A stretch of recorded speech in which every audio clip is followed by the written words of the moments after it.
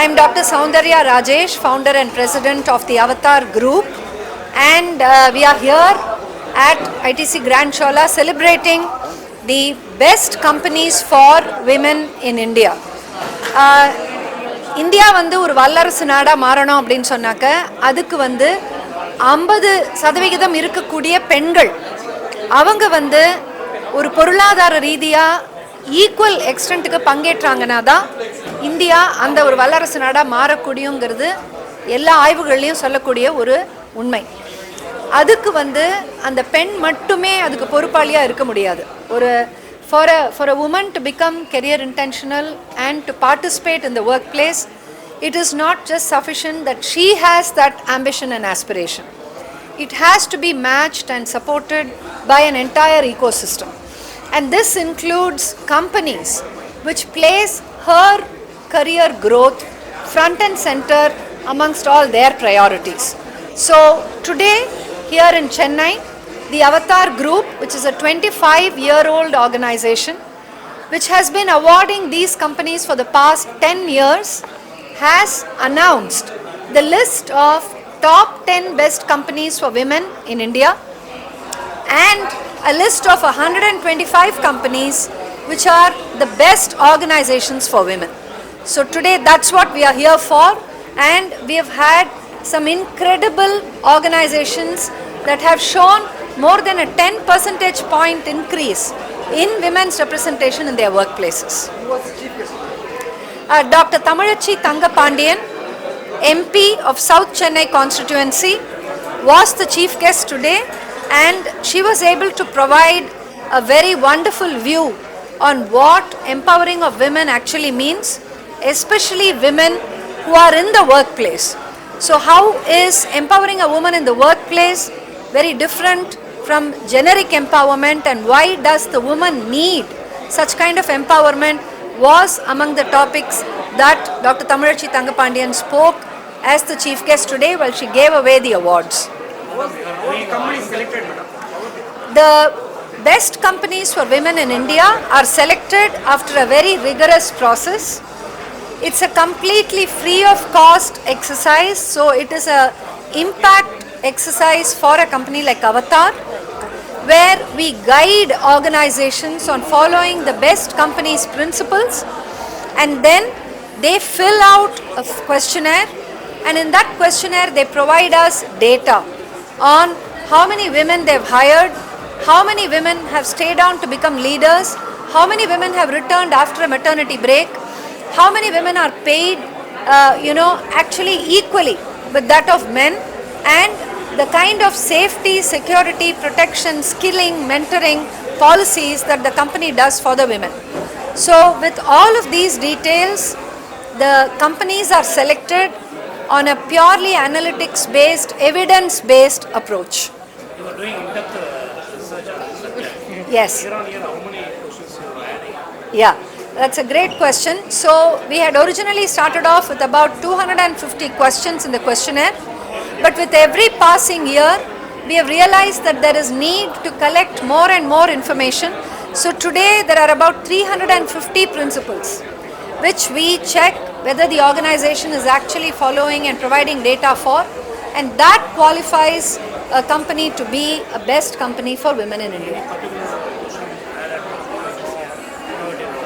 Yes. So if you look at what got added this year, which has evidence of last year, it was the extent to which global policies or global influences have impacted a company's pursuit of gender inclusion. And, how has the company actually made sure that it has stayed on course with regard to having a unique India strategy as far as gender inclusion and women's workforce participation is concerned. Which sector is best of the best? Yes. So the technology sector and the professional services sector. These are two sectors where you have the maximum number of best companies, and these are two sectors where the percentage of women's representation is very, very high. So we are talking about something between the range of about 35 to 45% of women are present in these companies in sectors like technology and like professional services and in BFSI. Thank you. Thank you. Thank you. Thank you so A very good evening to one and all who have gathered here this wonderful occasion. Every day, all of us set out to meet out new horizons. Of course, I also do that. But today's evening is a special evening which actually fills my heart with pride about these two wonderful institutions, Avdar and Samont, as well as giving me a hope of seeing new silver linings in the horizons, especially to see young women entrepreneurs who have been given an uplift by all the wonderful companies who have announced themselves to be a part of uplifting women, making them as really empowered class, not only verbatim through their principles but by their actions. So it is really a privilege and pleasure to be a part of this wonderful occasion, Avdar and Samant Best of Best Conference of Arts 2025, and to read about the theme, Unblocks Inclusion. The future is human. This is simply mind-blowing. Dr. Soundarya, I really get very impressed by the tagline of the whole thing, and I would like to congratulate you and the whole team for having come out with this wonderful tagline that says everything about Avdar as well as the awards. Please sit down. And I'm really happy when I heard some of the recipients mentioning so proudly that they belong to my constituency. And I'm so happy to place it on record that Avdar itself is stationed, in fact, next to my house, which is in South Chennai constituency. Thank you all very much, and especially to the compeer. May I have your name? Sanu, who has optimistically put not only to her, but to all of us, I would say. A special congratulations to Dr. Soundarya for that. This 10th edition of the Best Companies for Women in India marks not just an anniversary but an evolution. Ladies and gentlemen, evolution, that word, conveys a lot of historical memories from me, especially the statement made by Queen Elizabeth I. And that was the statement which is recorded in the history of the Parliament of England as one of her best speeches. Queen Elizabeth I, in commemorating the victory of Tilbury, she was just congratulating and giving an inspiring speech to the soldiers who have contributed to that victory. And what was her statement at that time? I would just like to quote it. This was the statement which was given by her in the House of Commons. I'd like to quote, I know I have the body of a weak and a feeble woman, but I have the heart and stomach of a king, and the King of England too. So do we have to really admire the statement? Definitely not all of us, I would say. With all respect and reverence to Her Highness, definitely we will have a difference of opinion, because we are in no way, like feeble and weak, either in our physique or in our mental ability with the race of men. But when a Queen of England could make a statement like that, here is a woman, and here are many companies which thought otherwise. Women are a part of a human race. That is why the tagline, the future is human. And she's quite vulnerable. She has her own difficult junctures, and it is the important commitment and duty of any fellow human being to just lend out her a helping hand and make her realize that she is in no way lesser than a man to a man. But Aristotle was teaching to his disciple those days that women were subjective to men. I respect Aristotle, you all know him, we all revere him as the greatest philosopher of the world, but still he said, பெண்கள் ஆண்களை விட 6ஆம் நூற்றாண்டிலேயே பெண்கள் உள்ளார்ந்த ரீதியில் ஆண்களை விட கீழானவர்கள் என்று அரிஸ்டாட்டில் தன்னுடைய சீடர்களுக்கு போதித்துக் கொண்டிருந்த அந்த வேளையிலே, when he was teaching to his disciples that women were lesser beings than men, there was this one woman. This is before Christ, BC, 4th century, by name Admetus, who interfered in the world of medicine and became the first woman doctor in the world. When Aristotle was teaching that women were lesser in kind to men. So see, the evolution doesn't teach you to take the wrong examples from history. Evolution teaches you to take examples from history.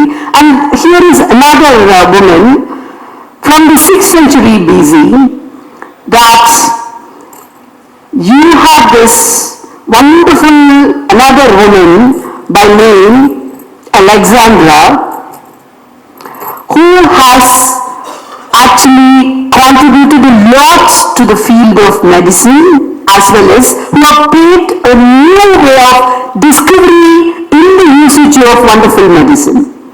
And you have this Sufi saint by name Rafi al-Adawiya between 712 to 801 century, and this woman was the one who has actually at that time given wonderful contributions to the literature. And you all must have learnt about the Pythagoras theory. We have all learnt about it right from the school days. And it wasn't Pythagoras. We all know Pythagoras theory was written by Pythagoras, but it was his wife Aristotelia who had actually written it and then made it famous. So these are all the facts which were either disguised in the form of, like chauvinistic attitude, or maybe not properly noted down in the junctures of history. So evolution, when you just look at it, retrospect as well as in the futuristic view, women actually have contributed, in fact, much more than men. வீட்டை கட்டுவதற்கு செங்கற்களை கொண்டு வந்தது கூட பெண்கள் தான். செங்கல் சூளையில் வேலை பார்த்தது பெண்கள். வீட்டை வீடுகளாக இல்லங்களாக ஆக்கியவள் பெண்கள். இன்ஃபேக்ட் ஆண்கள் வேட்டையிலே சென்று காலத்தை கழிக்க தோட்டக்கலையை, வீட்டை உருவாக்குகின்ற கலையை, நெருப்பை உருவாக்குகின்ற கலையை கண்டுபிடித்தவள், நெருப்பை கண்டுபிடித்தவள் பெண்தான். இன்னமும் நியூகினி மக்களிடையே நெருப்பு என்ற வார்த்தைக்கு பெண் என்ற அர்த்தம் தான் பதியப்பட்டிருக்கின்றது. சொல்ல போனால் வேட்டையாடி ஆண்கள் கொண்டு வருகின்ற விலங்குகளை எல்லாம் வீட்டு விலங்குகளாக பழக்கியவள் பெண்தான். அவள் அவ்வாறு கடைசியாக பழக்கிய செல்லப்பிராணி ஆண் என்று வேண்டுமானால் நீங்கள் வைத்துக் கொள்ளலாம். So, of all the historical incidents that I am proudly sharing, I could see the walking examples of the post-millennial women walking on stage.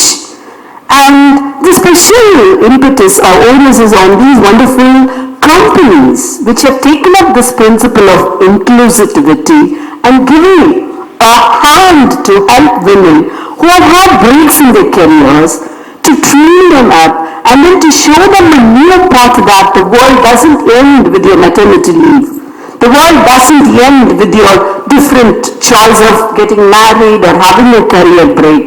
And that is why all the companies here deserve a special congratulations.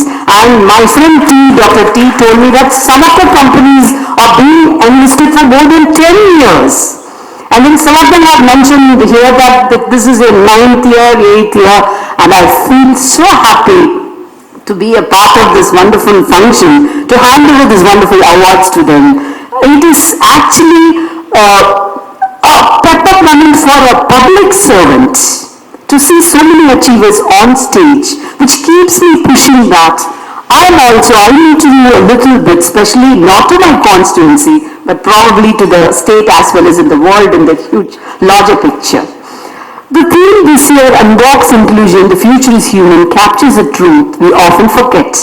As technology races ahead and workplaces transform at lightning speed, the real measure, the progress lies not in the machines or metrics, but in how we treat people.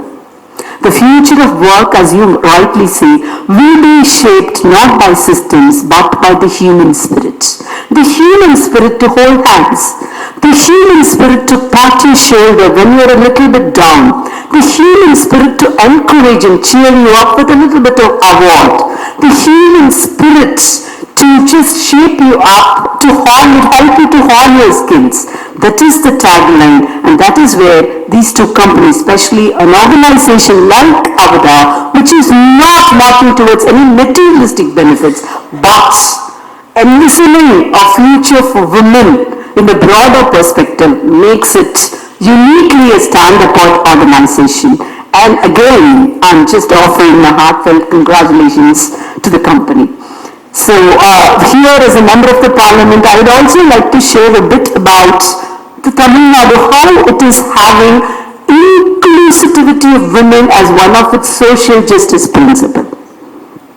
Tamil Nadu has had its own progressive rationalist movement, and whenever the Dravidian party, especially the DMK party, comes to power, it makes it a point on principle that women are empowered, not on just, like as election sloganeering, but as acts. You have this Purumai Tittam, you have